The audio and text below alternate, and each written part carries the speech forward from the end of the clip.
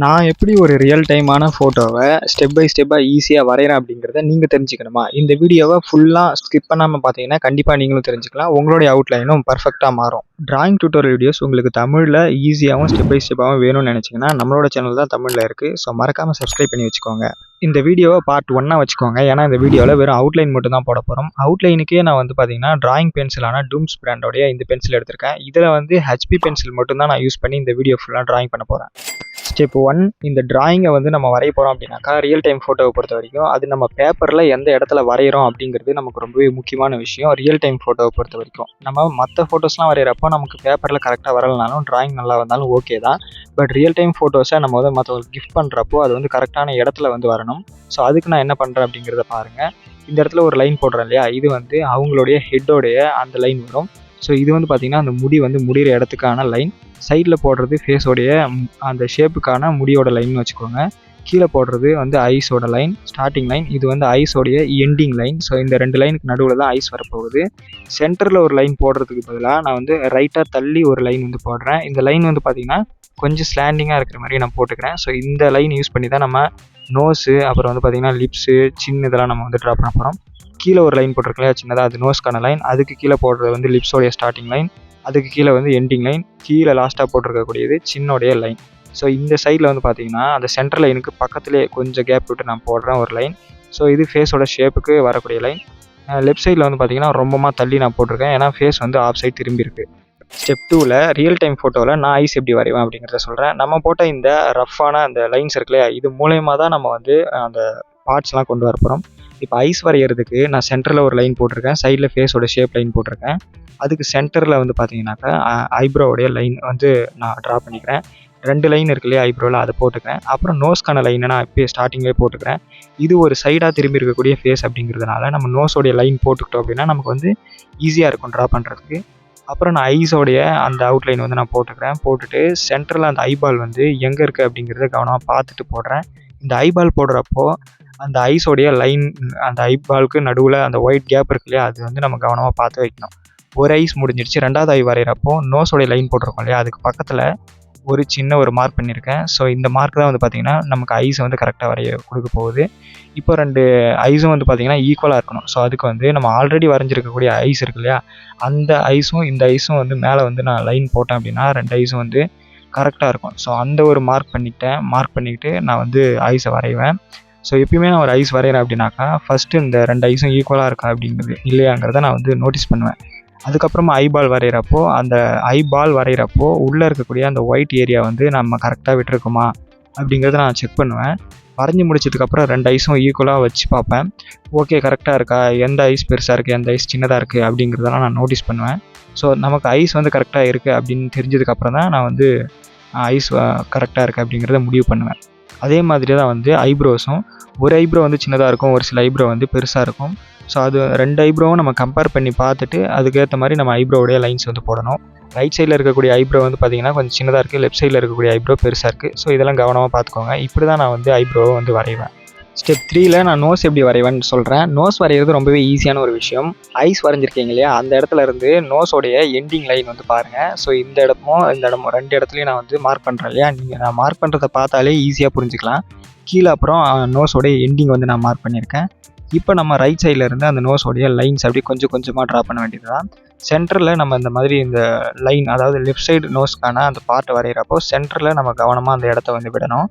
நான் விட்டுருக்கேன் இல்லையா, பார்த்தீங்கன்னா உங்களுக்கு தெரியும். ஸோ அப்போ தான் பார்த்தீங்கன்னா அந்த லைனுக்கு ஈக்குவலாக வரும் இந்த நோஸ் கீழே லைன். ஸோ இப்போ பார்த்தீங்கன்னா எனக்கு நோஸ் ரொம்ப ஈஸியாக வந்துடுச்சு, கரெக்டாக வந்துடுச்சு.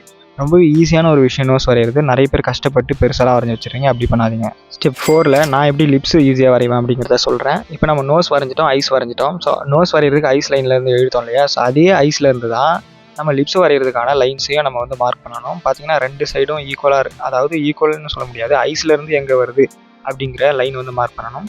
நோஸுக்கு கீழே லிப்ஸ் எங்கே ஸ்டார்ட் ஆகுது அப்படிங்கிறத நான் மார்க் பண்ணிப்பேன் எப்போவுமே.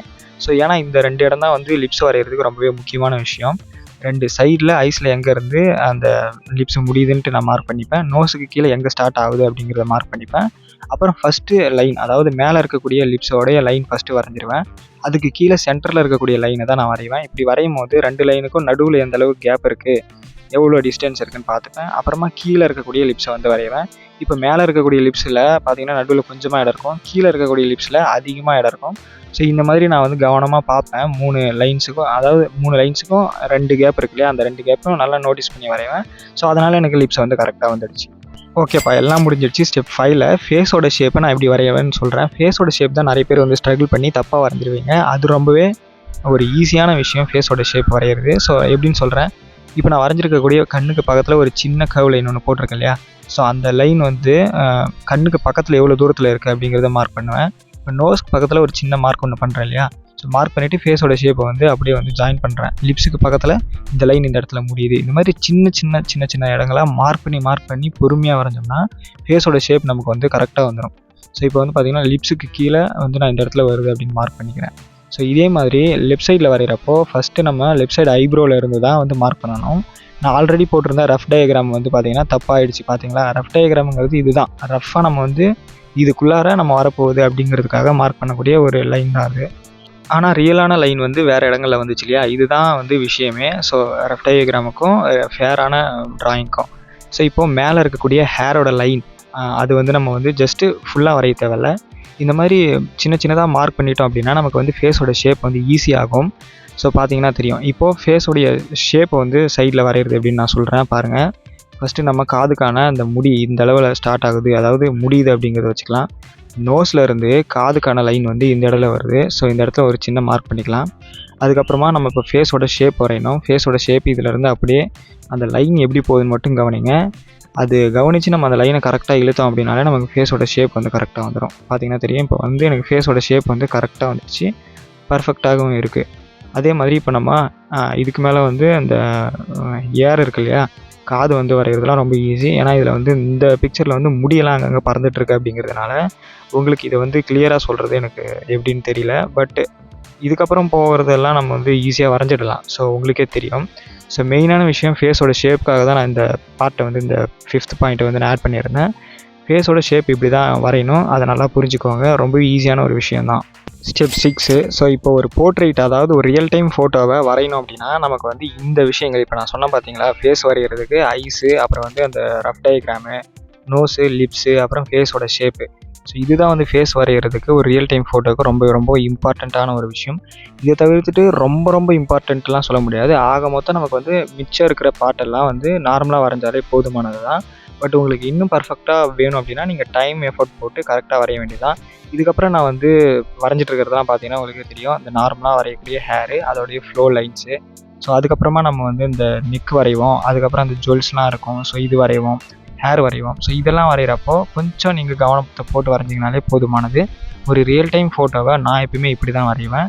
நான் வரைஞ்சிட்டு இருக்கும் போதே உங்களுக்கு நல்லா தெரியும், ஒவ்வொரு இடமும் நான் எந்த அளவுக்கு பார்த்து கவனமாக வரைஞ்சிட்ருக்கேன் அப்படிங்கிறது உங்களுக்கு நல்லா தெரியும். ஒரு ஜுவல்ஸ் கூட எடுத்துக்கோங்க, அது வந்து ரொம்பவே ஸ்ட்ரகிள் பண்ணுவாங்க வரைகிறதுக்கு. அப்படிலாம் ஸ்ட்ரகிளாக எதுவும் பண்ண தேவையில்ல. ஃபஸ்ட்டு பேசிக்கான வந்து அந்த ஷேப் வந்து போட்டுருங்க. ஃபஸ்ட்டு நான் பார்த்தீங்கன்னா தெரியும், பேசிக்கான ஷேப் போட்டுட்டேன். அதுக்கப்புறமா உள்ளுக்குள்ளார அந்த நகையோடைய அந்த லைன்ஸ்லாம் வந்து ஃபஸ்ட்டு போடுறேன். இன்னுமே நான் வந்து டீட்டெயிலிங்லாம் எதுவும் ஓவராக பண்ணல. பார்த்தீங்கன்னா தெரியும், ரஃப் டயக்ராம் மாதிரி தான் இந்த செயினை கூட நான் வரைஞ்சிக்கிட்டு இருக்கேன். ஸோ இந்த மாதிரி சின்ன லைன்ஸ் வந்து போட்டுக்கலாம்.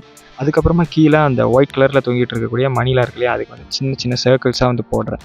ஸோ அவ்வளோதான், சிம்பிளாக வந்து முடிஞ்சு போச்சு இல்லையா. அப்புறம் இவங்களுடைய சேரீ இருக்கு இல்லையா, ஸோ இதை வந்து நம்ம லைன்ஸ் இப்படி இழுத்து விட்டுக்கலாம்.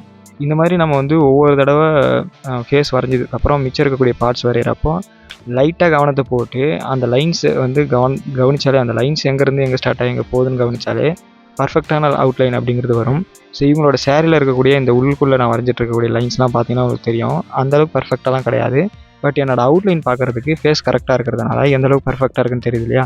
நான் ஃபினிஷ் பண்ண அவுட்லைன் காமிக்கிறேன். ஸோ உங்களுடைய கமெண்ட்ஸ் வந்து கீழே சொல்லுங்கள். இந்த டிராயிங் வந்து உங்களுக்கு பிடிச்சிருந்துச்சி அப்படின்னாக்கா லைக் ஒன்று பண்ணுங்கள். இதே மாதிரியான தொடர்ந்து வீடியோஸ்க்கு மறக்காமல் நம்மளோட சேனலுக்கு சப்ஸ்கிரைப் பண்ணுங்கள். அடுத்த ஒரு வீடியோவில் சந்திக்கலாம்.